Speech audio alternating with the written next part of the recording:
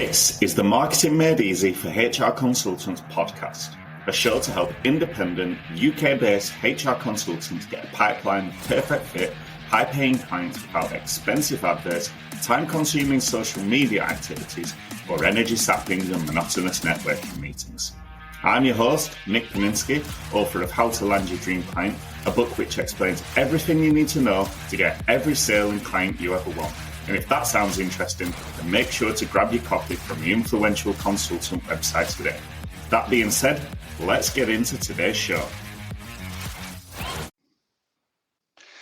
Hello there, and welcome back to another episode of Marketing Made Easy for HR Consultants with me, Nick Paninsky. As ever, you know that this show is all about marketing and sales, and that is because how do you achieve all your financial goals that you've got for your business if you don't know how to generate leads, get clients, get sales, get profits, all that good stuff. But as you also know, sometimes we talk about how to be the best you that you can be so that you achieve all your hopes and dreams. And today's show falls into that category. We are talking about how to be the best you that you can be. And to do that, we have a guest with us today, Anna Woolliscroft. Hello, Anna. Hello there, Nick. Nice to be here. Yeah, thank you for joining me. Excited about what's to come. Yes, I can't wait because this is something it's a topic, obviously, let's get in there. The topic is journaling, and you and I have been messaging back and forth talking about journaling. Journaling is something I've been doing for years now, actually. Yes, when I say that out loud, years. So I love it, but I know that I'm not as much of an expert as you are, hence you are here to talk about journaling. Thank you very much. Yeah. It's going to be fun. Obviously, I say obviously, not obviously. Anna, you're here to talk to us about journaling. So give us a quick introduction. Who's Anna Woolliscroft? Why should we care? Oh, okay. So, my name's Anna Woolliscroft. Company is Writing with Purpose. So it's all about putting pen to paper, making that connection between yourself and the page and finding those insights that come out. My background is copywriting. So I've always been a writer, loved writing stories when I was little. I used to write stories about a pink sea serpent called Ben. Wow. it was a bit like Paddington Bear. Amazing. But Writing with Purpose really is my kind of passion project that was born about 2 years ago. And I'm on a mission to help 100,000 people over the next decade to realise the benefits of writing for their own well-being. So as you said before, all about becoming your best self. And I'm trying to make it my life's mission to just share that with everybody, as many people as possible. I love that. That's awesome. So remind me, what was the goal? 100,000 in 10 years? Yes. Wow. That's a lot in 10 years. It is a lot. It is a lot. But, I've got some ideas. I've got resources as well as workshops and things. So, you've got to have a big goal. I like it. Why not? Right. I guess from the compound effect, in my mind, my brain immediately splits up 100,000 into 10 lots of 10,000. But the compound effect would suggest that that's not actually going to happen. You'd probably end up with like 1,000 in year one, but then 90,000 in like year 9 or something. So that's and it's all about the ripple effect as well, isn't it? And I might not necessarily speak to 100,000 people myself, but if I can speak to 10,000 and then they all go and speak to 10 or so each, then that will all add up. I've just realised as I've said that I need a robust way of tracking that. Excellent. I guess you could give some sort of freebie download and then track how many downloads there are. That indeed I could, which is where I've started. I do have a free PDF journal planner and an entrance meditation. So yes, if anybody wants to learn a little bit more, then I'm happy to share that link. Perfect. We will do that. I love that. Okay. Thank you. So that's one problem solved. That's how you're going to track it. Yeah. There we go. It's the reason why you're into sales and marketing. I do try. My brain immediately does it. I was talking the other week. I was saying with you before the show, I was talking to a young, what's her name? Kate, I was talking to Kate yesterday about taking information and making it more accessible, and immediately started talking about marketing and sales. But hey ho, but yes, that's where my brain goes. But anyway, okay, so let's get on to you. We are talking about journaling. So define journaling for us. What is it?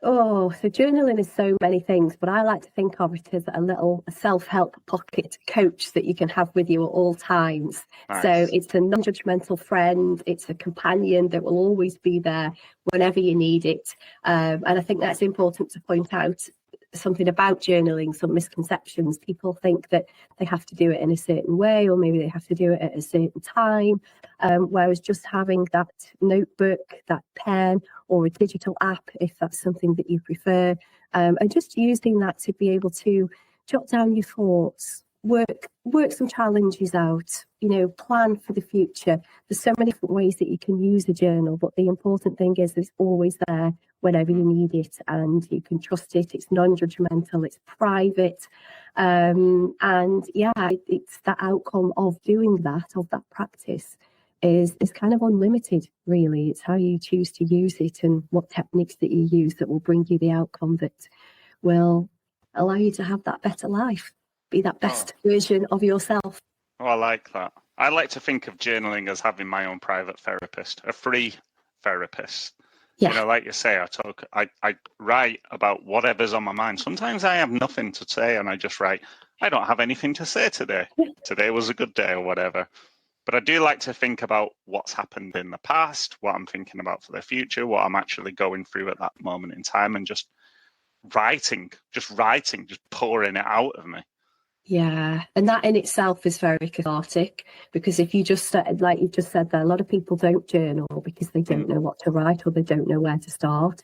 And that is a place to start, by just writing, I don't know what to write. I don't know where to start. I wonder what will come out today, or even trying a sentence such as, what do I need to hear today? Or what do I need to know today? And then, if you just write like that, you might have to repeat it 1, 2, 3 times, but then that's when the beauty of what's inside you starts to pour out. And I think it was Beth Kempton, who's written some beautiful materials, who's a Japanese geologist, but she describes journaling as documenting your thoughts and feelings, as opposed to a diary, which is documenting your day.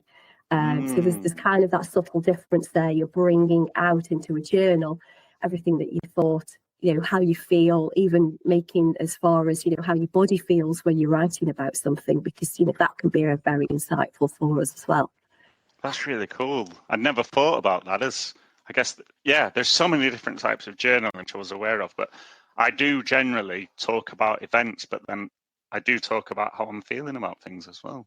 I guess, do you have a daily journal habit? Silly question, but... So you heard it in my voice. I'm not journaling that much at the moment. Wow. And the one thing that I do, which I didn't do this, well, it's there when you need it. That's what we say. It's a misconception that you have to do it every day. I dream journal most days, so that's kind of my main habit. So in the morning.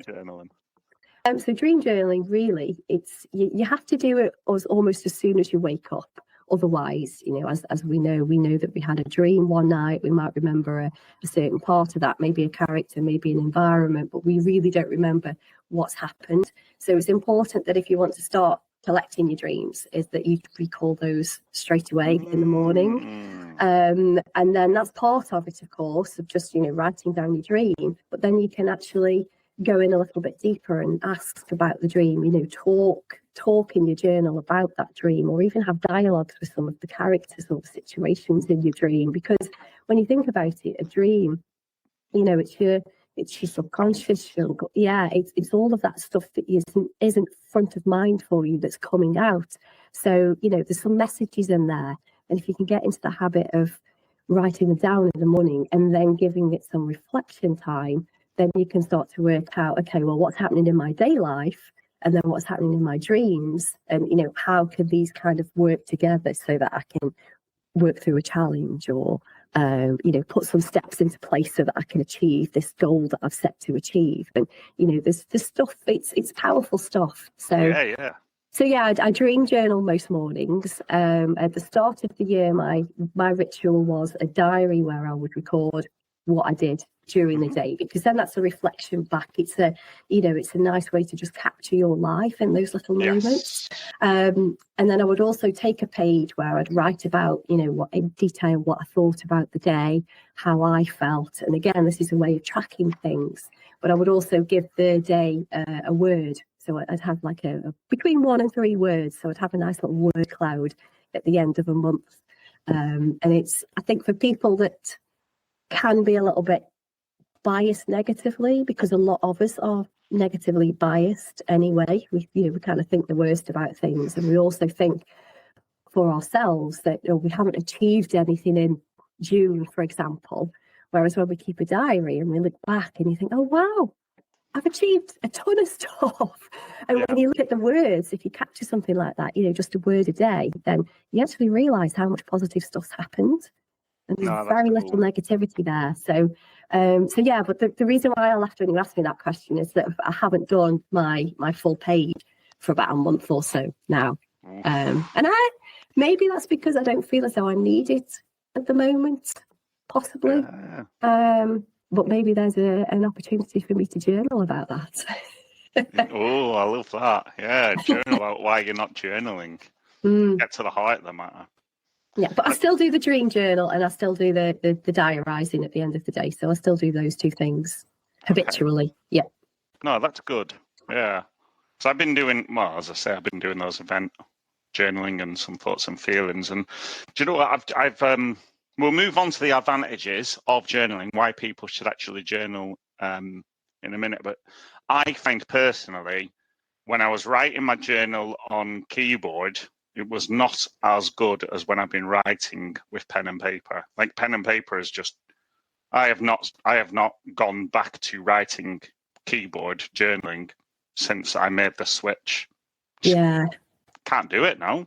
I just love having my journal with me. I'm writing things all the time and I have random thoughts that pop into my head and I get my journals right here. Yeah, there you go. With me at all times. I put, emails, stories that I want to share and stuff that I want to introduce and whatever else. I love it.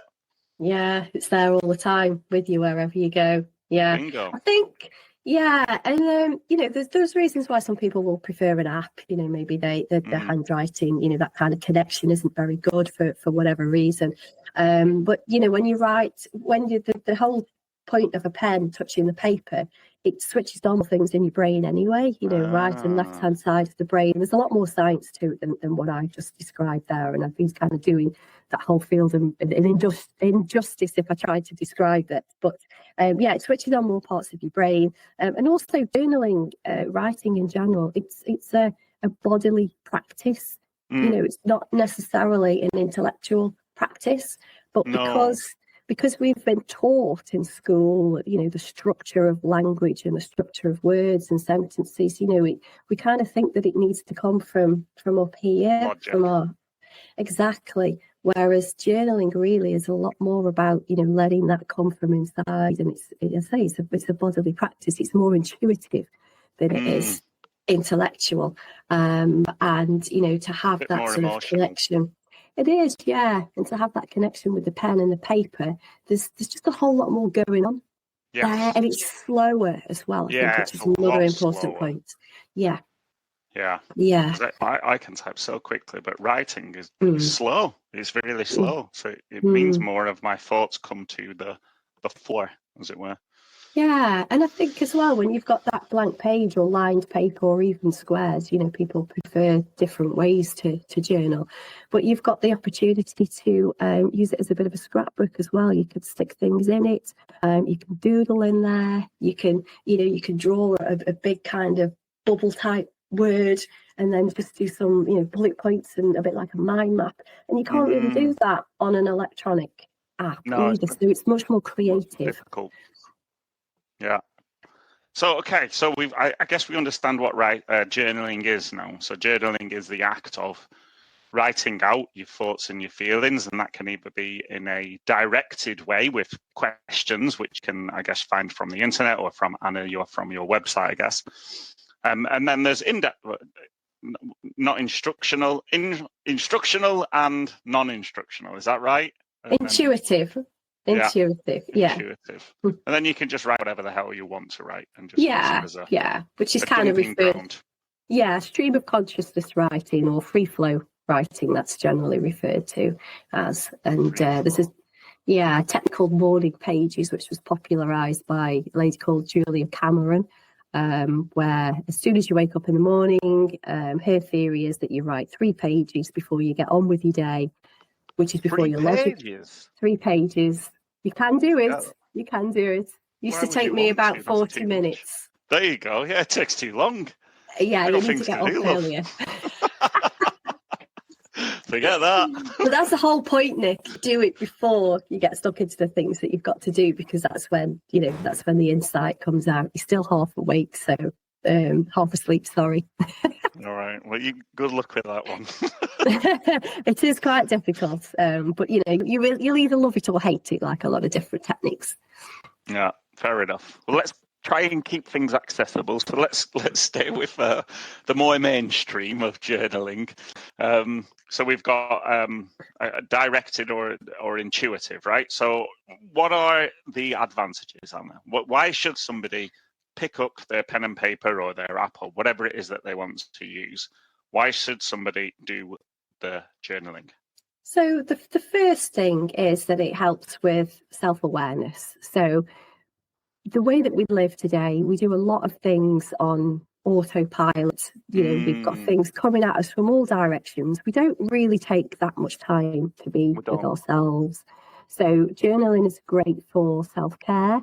It gives us some time that we need. It allows us to slow down, but it allows us to get in touch with ourselves. So that kind of self-awareness piece for me is kind of the start of that journaling habit, that ritual that you create. You start to get to know yourself better.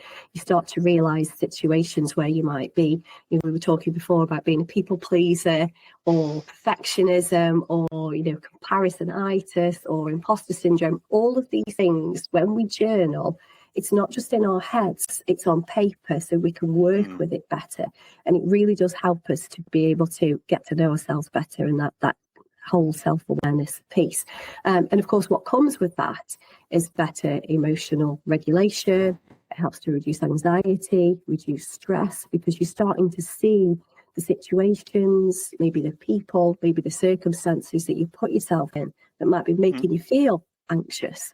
But because it's a private space and it's something that you can work with on your own, you're able to think, okay, well, maybe it's work, or maybe I can make these sorts of changes. So, the benefit is also you being able to organise your thoughts and feelings, but from the point of view of being able to then put some steps in place to make some changes to help you make better decisions. There's a whole host of things. You gain more clarity from doing that. You become more creative from doing that. You learn to trust yourself more from doing that. And, the list really does go on. But I think a lot of people, certainly from a therapy point of view, expressive writing really does help them to deal with tough emotions and challenges and trauma. And I read somebody's LinkedIn post the other day, and he'd had a horrific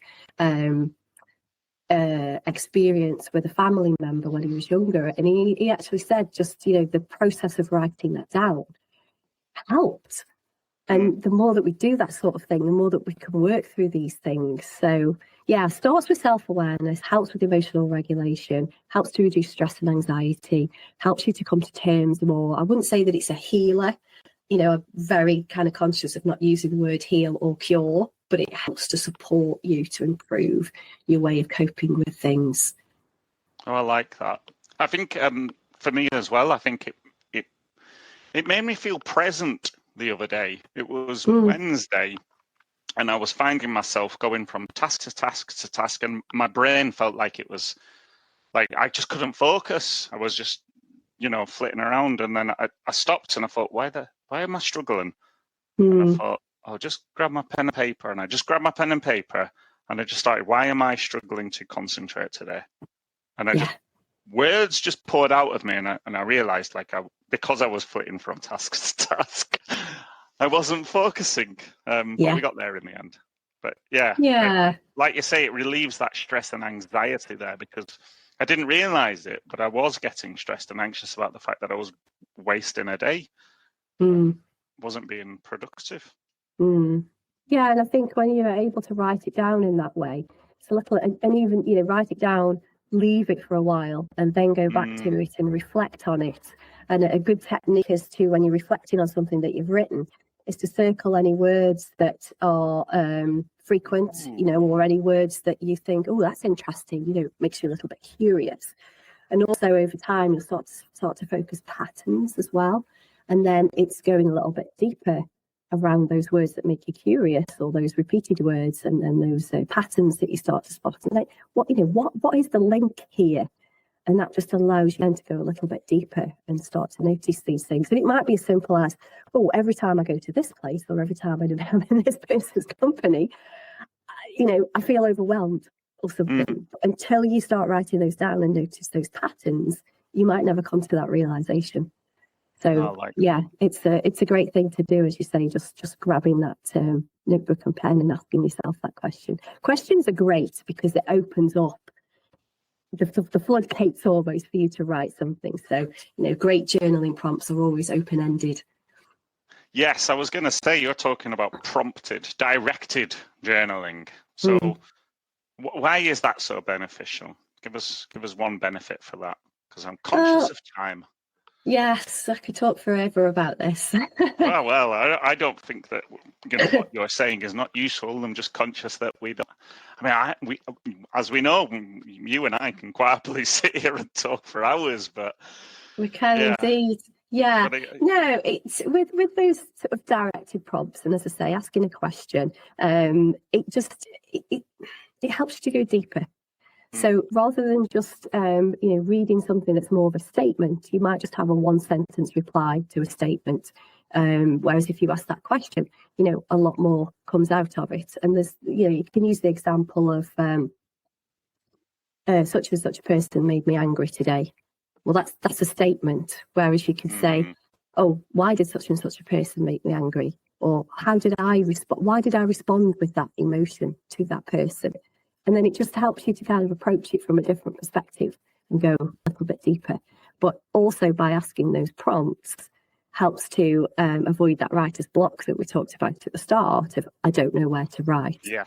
And quite often that's called a sentence stem, where you ask that sort of question and you use that almost like a jumping off stage to, sorry, not a sentence stem, a springboard. You ask that question and you spring off that question to then write that paragraph. And you can always set yourself a timer and just do what's called a 5-minute sprint. Just write for 5 minutes and you'll be amazed at what wisdom comes out in what you think is a short space of time, but you probably write near enough half a page for that. Wow. Interesting. I like that. It's not something I'd thought about, again, because when I think that I can't write, I just kind of avoid that stress and anxiety of trying to write something. I just write, I have nothing to say today. Today was great. You know, whatever. I just pay it. So I can tick off on my list that I've done my journaling. You know, I've got my habit. I wanted to make sure that I'd done it. But yeah, I try and avoid that. Yeah. Maybe, Nick, you could, next time you feel as though that's what you're starting to write, you could then ask, why do I feel as though I've got nothing to say today? Interesting. And just see if that might open up. Yeah. Does that open up something different?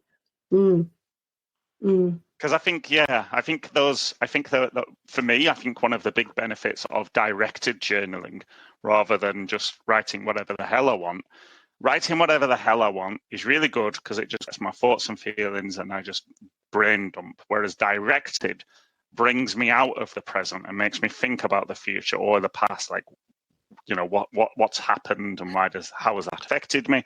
Where do I want to go? How am I going to get there? And I think that's where I get the most benefit out of the occasions when I do some directed prompting. Yeah. Do you ever do anything that's often referred to as clustering, where you would sort of, you talked about maybe say looking into the future, and perhaps with business, for example, maybe is there something there that we want the business to, we're here at the moment in A and we want to go to B, and then you've got some goals to get there. Do you ever sort of do any clustering around your goals and then see, a bit of brainstorming as to what might come off that? No. Long story short. No, maybe I'll do that. Yeah, it's just a way. I mean, mind mapping and brainstorming is a technique that's professionally used in a lot of business situations anyway. But you can. It's very similar to clustering in journaling, and you can be a little bit more wacky if you label it as journaling as well, and just let whatever creative ideas come out instead of just what you think is a little bit more logical. I like that. Mind mapping, just to touch on that quickly. I love mind mapping. I think it's fantastic. It's how I studied for all my exams, because then your brain creates those links and then you can remember that mind map and you go into your exam and you're like, boom. Yeah. Easy peasy. Well, not easy peasy, but easier. Easier, yeah. Using different colours and pens and underlining things. And I didn't do that. Didn't you? Linear only. Yeah, just black and white. Just remember what I need to remember. Hey ho. No pictures. Pictures would probably have helped though, right? I bet. Like if you're listening along to this and your kids are going through exam time, mind maps, that's Nick's recommendation. Yeah. Well, pictures again, when you're journaling, some people will get more out of being shown a picture as that sort of jumping off prompt, if you like, than they will from a sentence, a worded sentence. It's just about finding what works for other people. I love picture cards. I like to look at abstract images because I see metaphors in things, and then whatever metaphor comes out is usually something that's going on in life at the moment. It might be a business challenge, it might be something from a personal point of view, but I'll see a metaphor in that I can then write about, and then usually come up with some kind of solution or sensible end or outcome to it. So that's a good thing that people can try as well. Another type of journaling. Bloody hell, I'm throwing loads at us today, Anna. There's loads. There is loads, clearly. I guess if somebody wanted to go down that rabbit hole, let's wrap things up. Okay, so there's loads of benefits, we know that. Journaling is the art of getting your thoughts and feelings out, and whether it's directed or just freestyle. That's really beneficial for you because it reduces stress and gets you present, all that good stuff, as you shared. And there's all sorts of different types of journaling. So if somebody, let's wrap things up. So if somebody wanted to get started today, I guess what would be one takeaway? And then where would somebody go to find out more about you and what you offer, etc., etc.? So, I think a good place to start would be just to, get yourself a notebook or a journal. Start off with a blank page, or you can get something that's got prompts in. But start off small and just write for 5 minutes. Write for 5 minutes. And a good thing to ask yourself is what's going on for me today, or what's going on right now. And that's an open-ended question. Set a timer for 5 minutes, and just see what comes. And guaranteed, majority of people will be surprised when they look back at what they've written and think, oh wow, where did that come from? Or, oh, okay, yeah, that's interesting. And there'll be some link there that means something to them at that time. And I think another good place for people to start is just gratitude. So 3 to 5 things at the end of the day. What are you grateful for? And that helps us to just really notice the little things in life and appreciate the little things in life. And usually what comes out of that as an exercise is, what means something to you, what your values are. And from that, you can then, develop that a little bit further and think, oh, why did I put that? Start small, write for 5 minutes, ask where you're at. Well, what do I need to know today? And 3 to 5 things that you're grateful for. Boom. Love it. Okay. And where does somebody go to find out more about you, Anna, if they want a downloadable print, Yeah. print prompt or some Yeah, sort of best guide? place to go would be my website, which is writingwithpurpose.co.uk. So I've got a links page on there, which has got all of the social media. I'm on Facebook, Instagram. I do have a TikTok account, but I can't find the password, which isn't necessarily a bad thing. LinkedIn as well. And then also, yeah, I've got a free PDF journal planner, which has got 20 plus prompts in there. It's got 2 or 3 different activities in there. It's also got more about journaling and the benefits.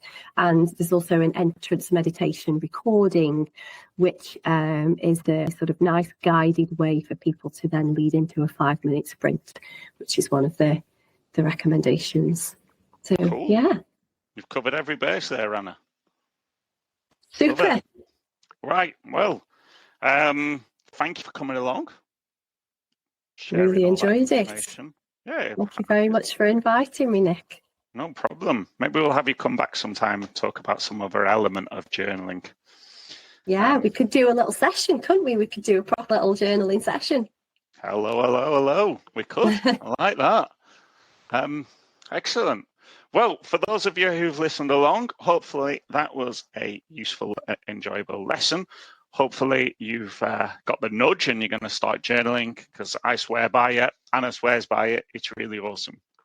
But either way, thanks for listening along. And as ever, get marketing, because without marketing, there's no sales. And without sales, there's no business. So get marketing. Hey there, and thanks for listening to the Marketing Made Easy for HR Consultants podcast. If you've enjoyed the show, then please consider taking a minute to help us grow by sharing the episode with a friend or colleague, or by leaving a positive review on podchaser.com. And make sure to hit subscribe so you don't miss out on any of the upcoming episodes if you haven't done so already. I've been your host, Nick Paninsky, and if you've got any questions or you want to know more about today's topic, then feel free to reach out to me on LinkedIn. I'd be delighted to hear from you. See you next time.